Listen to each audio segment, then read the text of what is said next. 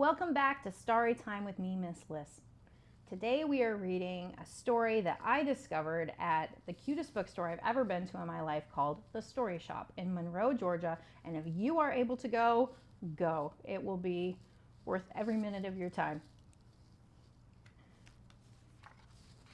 Buffalo Fluffalo, written by Bess Kolb, illustrated by Aaron Cron. Cron, 2 A's. There once was a Buffalo Fluffalo, a snuffalo, scruffalo, surly old buffalo, who was ever so snarly and gnarly and tuffalo.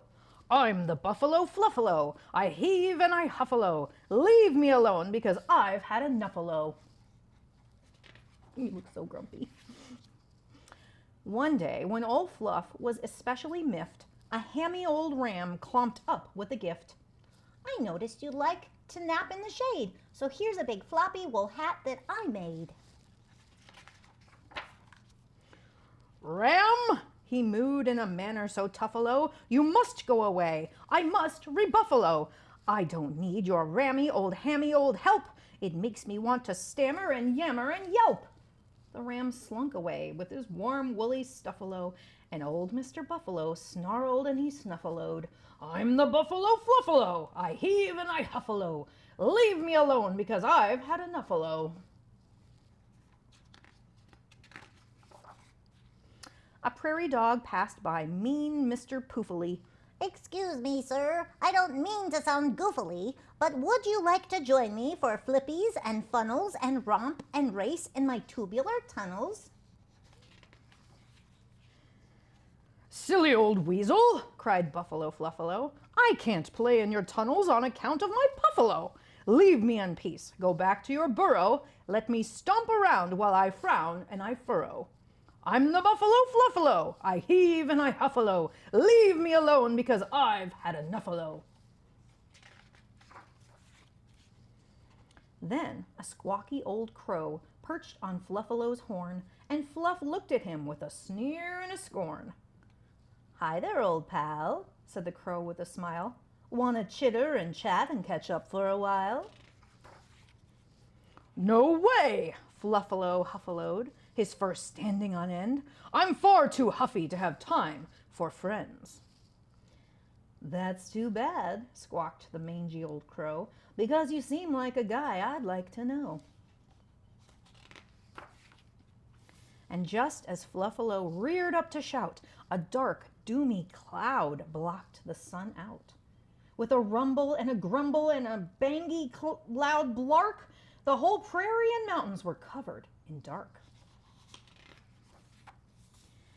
Then with one final thundery, blundery blup, the humpiest, heaviest cloud opened up, and down came the rain with a splash and a spluffalo right on the head of old Buffalo Fluffalo. I love how you can see his eyes in just the downpour, and that's all. Squawk, said the crow with a grin on his beak. Why, Buffalo Fluffalo's just a pipsqueak.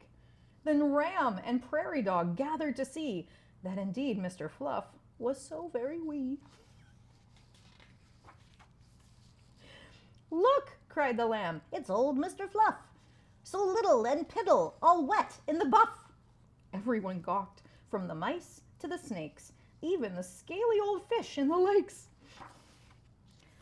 Fluff shouted out, Don't look at me, I'm not little, I'm tough as can be.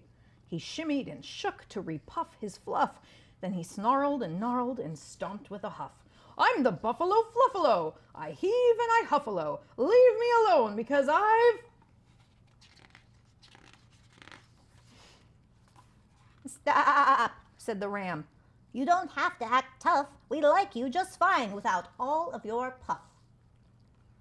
He's right, said the prairie dog, a smile in her eyes. You're great how you are, no matter your size.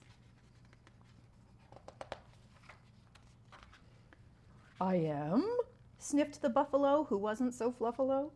I'm sorry for being so grumbly and tuffalo. Without my fluff, I'm tiny and missable. No, cawed the crow, you're hugly and snugly kissable. And he gave him a kiss. And all the creatures, from the bats to the bugs, covered old Fluff with kisses and hugs. And that's how the story of Fluffalo ends, with a happy old buffalo snuggling his friends. The end. Thank you for joining me for the story today. Tell me what was your favorite part of the story or your favorite picture in the comments. Don't forget to like and subscribe. And if you really enjoyed the story today, feel free to look in the description below for a link to buy it for yourself. Bug your parents, get the book.